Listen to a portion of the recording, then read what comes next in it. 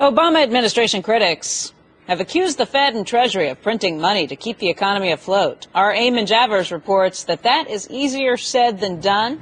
Eamon? Good morning, Becky. Well, CNBC has learned that the Federal Reserve is having major problems with the rollout of its new $100 bills. An official familiar with the matter says that the Federal Reserve and the U.S. Bureau of Engraving and Printing have identified flaws in many of the new notes that have been printed so far.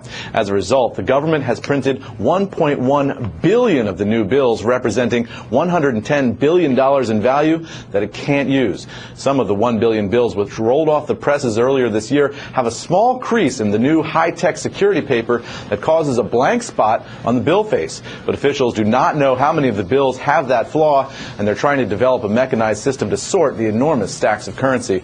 At a cost of about 12 cents a bill, these are the most expensive notes ever made, and officials say they've spent about $120 million producing this batch of bills.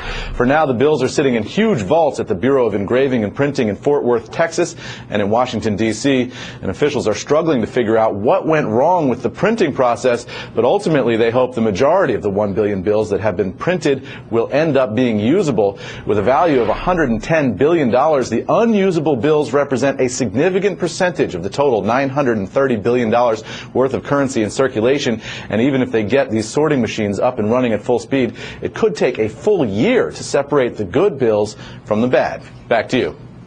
Eamon, I'm sorry, what happened really quickly? If I have one of these bills in circulation?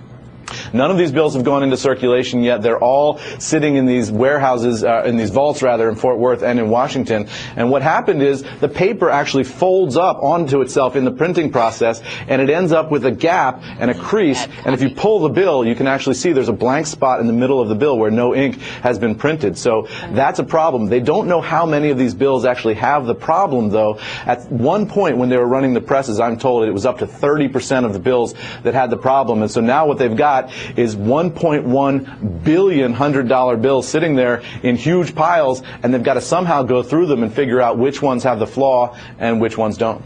It's like a jam in the copier. Yeah, it is. But I don't know. It doesn't seem like that. I guess you don't want any of your currency with a little line down it, but you'd know it was real. It wouldn't be like it was counterfeit. It would still be legal tender. I don't know why it makes it.